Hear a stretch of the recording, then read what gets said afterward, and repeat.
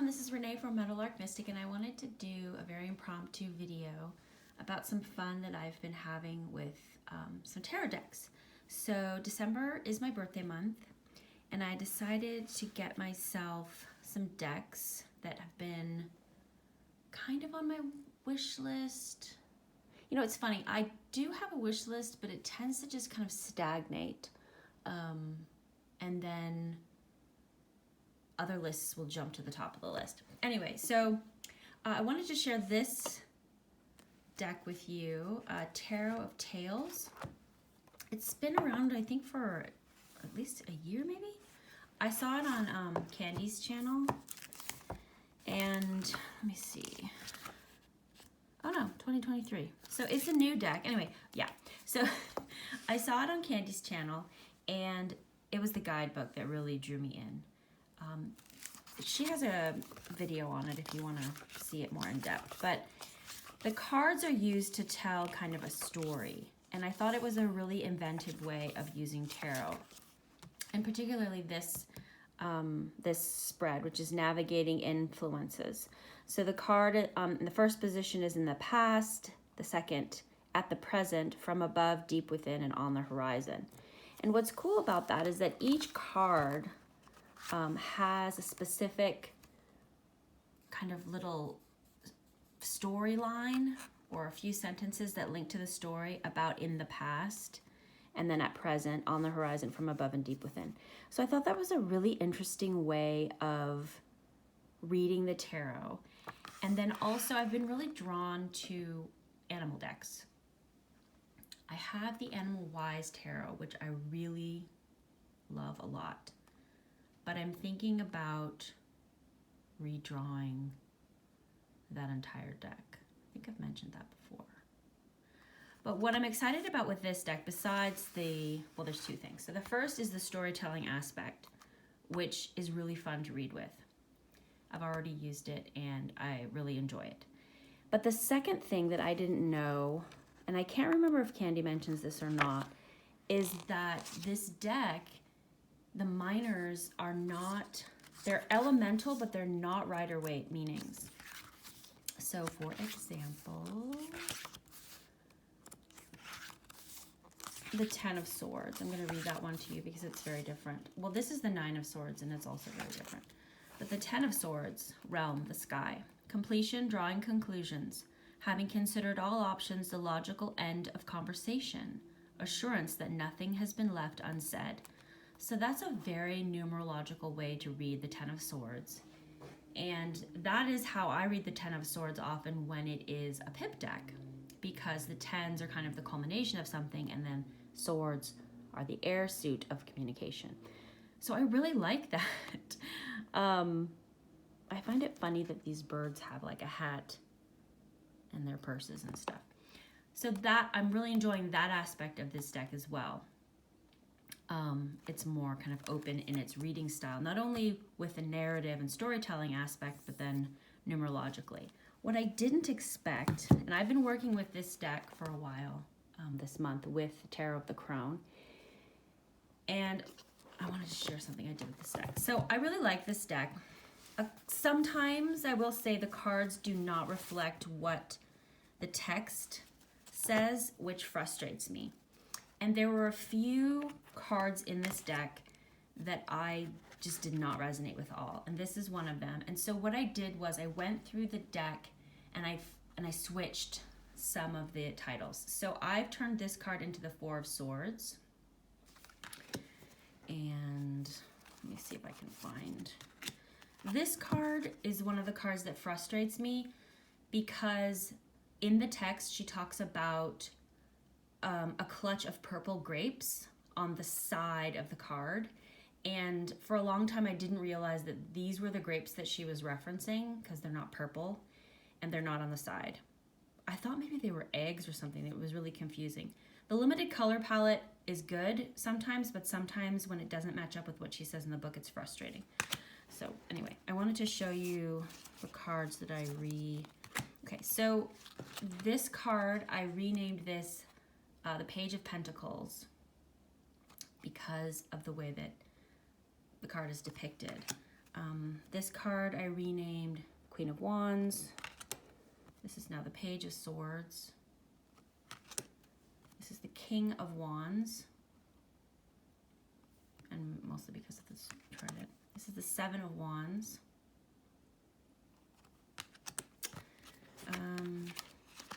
A lot of the other cards were just fine for me, even though this deck is very unique in the way it depicts things. This card became the Page of Cups. This card became the Page of Wands. This became the Four of Pentacles. This became the Six of Pentacles. This became the Ace of Pentacles. Queen of Cups. King of Cups. Ace of Wands.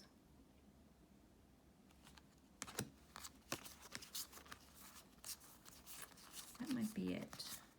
So obviously if you're going to change one card, you have to change the other one too. Or you can have 3 cards that all switch. A lot of the others are fine. I understand them. I've gone through this deck several times now, and if I couldn't make, if I couldn't make the image make sense, then that's when I would want to change it. But for the most part, I could make these images make sense in the way I read these cards. So it was just these cards that I switched up. And I think it'll make it a better reader for me. So what I wanted to show you though is that.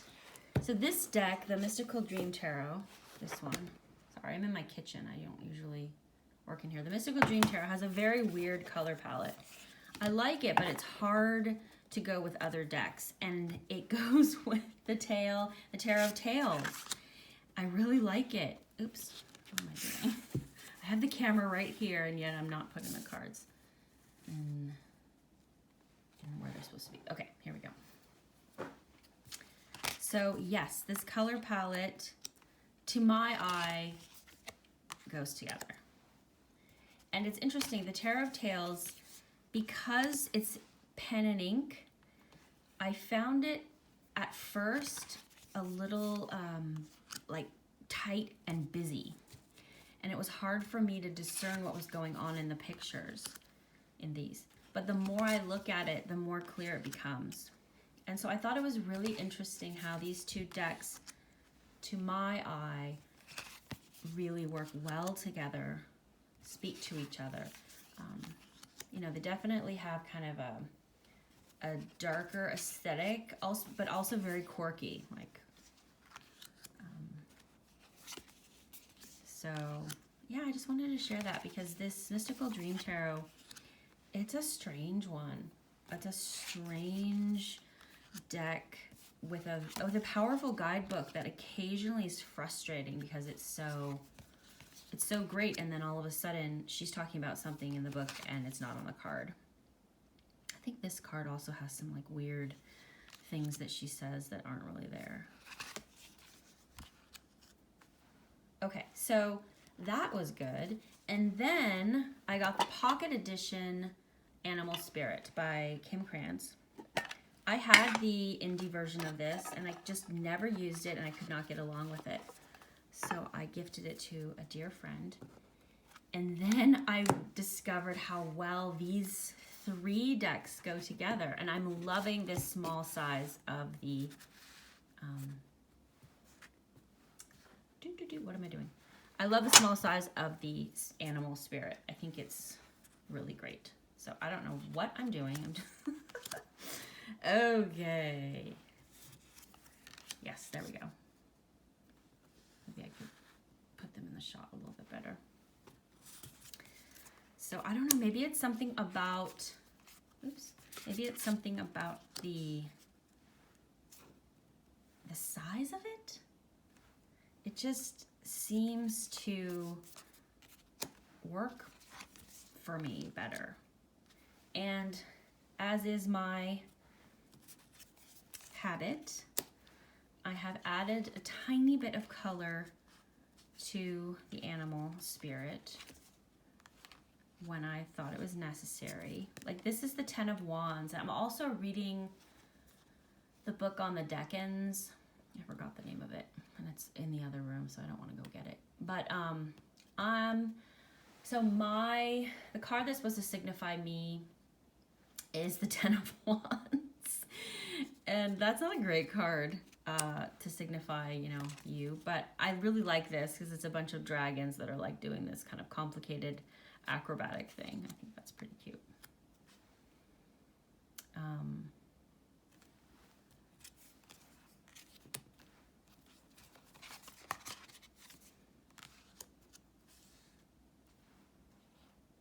So for the longest time with the mystical dream, I read the book, and I don't usually do that. I mean, I really relied on the book, and I don't usually do that. Usually I read the guidebook, figure out what the author and artist was trying to do, and then, you know, I just go my own way. But with this deck, because it's so strange, and like I said, the guidebook there's a lot of wisdom there. I relied on the guidebook a lot, and I realized that stopped me from kind of going intuitively at all, which is not usually the way I read tarot. So that's why I went through the deck and started seeing if, you know, do I need to reorder some of these? Like, is this something that would be beneficial? And so, yeah, I found a few cards that I really did need to reorder, rename. And now when I read the deck, I can use all my tarot knowledge and also use the symbolism on the card, which I find really fun and interesting. And then I also went through the animal spirit and decided if I wanted to keep her meanings, because some of her meanings don't agree with mine for certain animals, because I have a pretty strong relationship to some animals, like to the rabbit, for example. Her meanings for the rabbit is like scared, prey animal. I'll get it out and read it to you. Which is, you know, which is fair. Like, that is kind of their relationship to everyone else in the world. Afraid of everything, overwhelmed and frozen. When imbalanced, sensitive, problem solver, good listener. So for me, that's a very surface meaning for rabbit. I have a very lunar, deep relationship to rabbit energy. And so I'm not going with hers for that.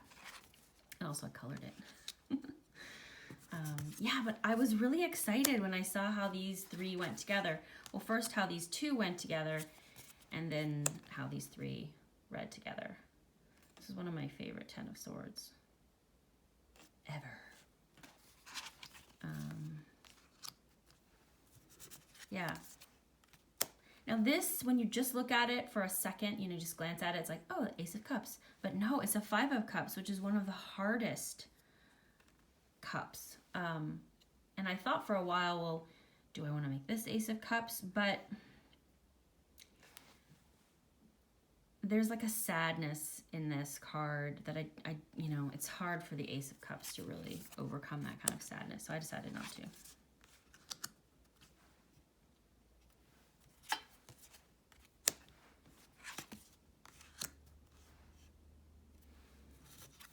Anyway, yeah, I was excited about, oops, dropped the box. I was excited about these three playing together, and that's gonna freak some people out. I'll cover that up.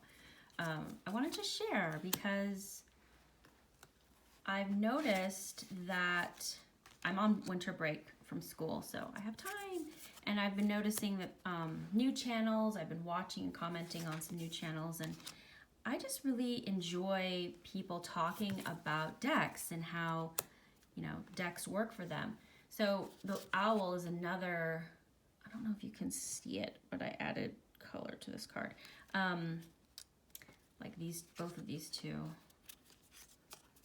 are really strong. I have strong bonds to the animal story as well as things that have happened to me personally with them. So my meanings are not going to be the same as Kim Cran's. And, you know, that's cool.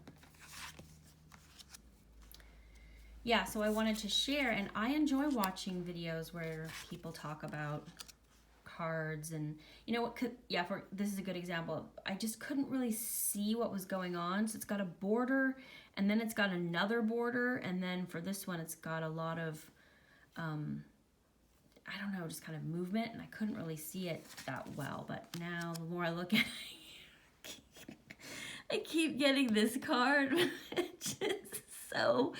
It is so weird. You know, he's like he's a sculptor. And I guess this is supposed to be like David. But it's so strange. Everything about it is so strange. It's a really great card and I like the message, but the image makes me laugh. And this image does not make me laugh. It's like, whoa. So tense. I love this Empress so much. This Empress is just like, look at her face. She's like, ugh, yes, bow down to me. There's also a, let's see, there's a card in this deck that I really love, and I don't know if I've already passed it. Well, we'll see. I love this card.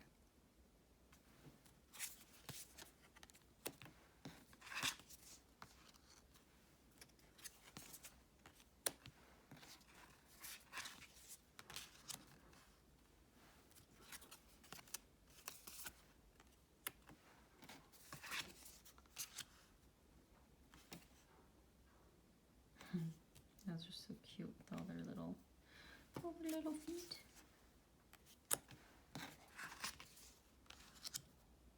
This card was again so busy that I didn't really understand what was happening, and then I read the description, and it's all these animals painting a collaborative painting, which I found so interesting.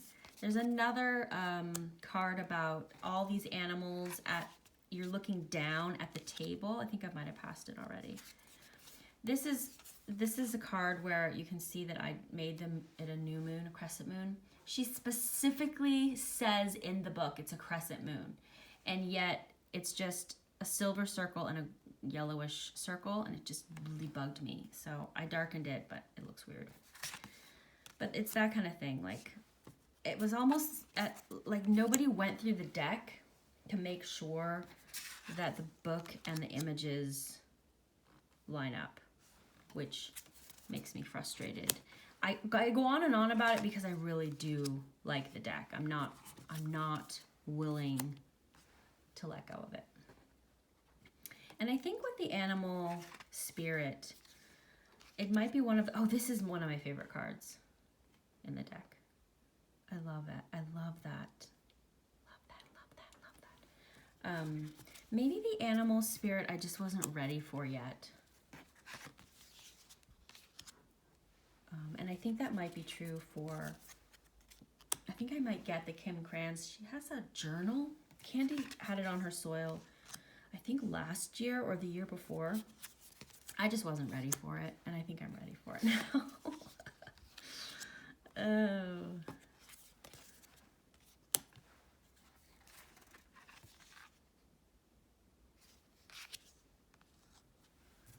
Oh yeah, now we're getting into the ones that and in Ohio we have fireflies, which are just so magical and beautiful, and often I'll be sitting outside, so this kind of depiction is interesting to me.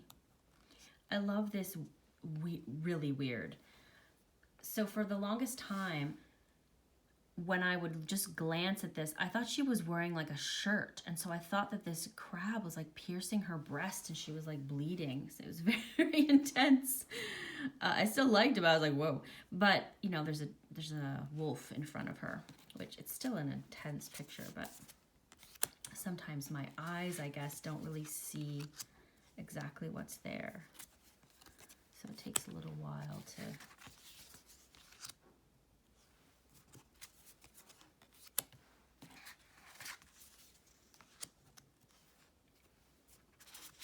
I mean, obviously, I'm going to run out of the... Oh, maybe, anyway, doesn't matter. Yeah, so I wanted to share this combination with you. Love that. Because I just found it really compelling. I was like, wow, very few decks can go with this one. Very few decks. And when I saw that it kind of went together, then I was like, wow, I need to share.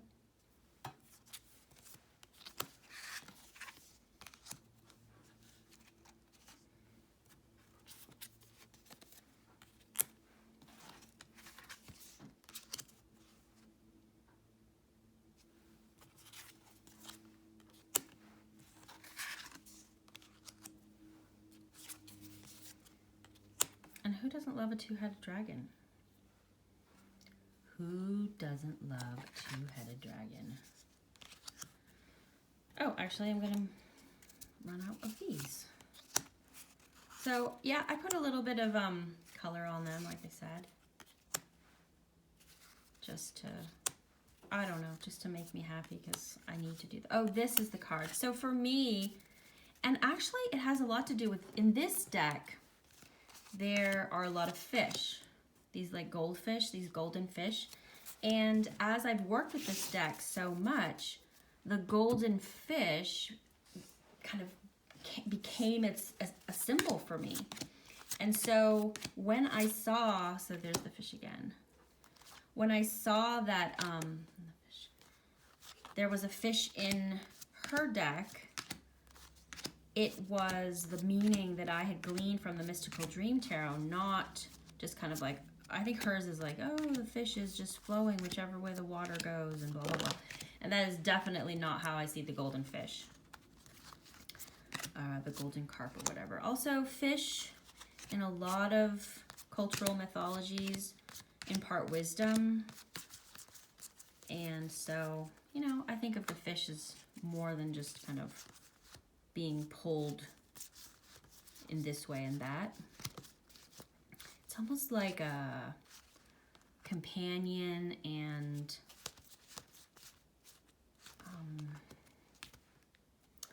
I don't know. It represents powerful wisdom and magic and kind of inner truth for me.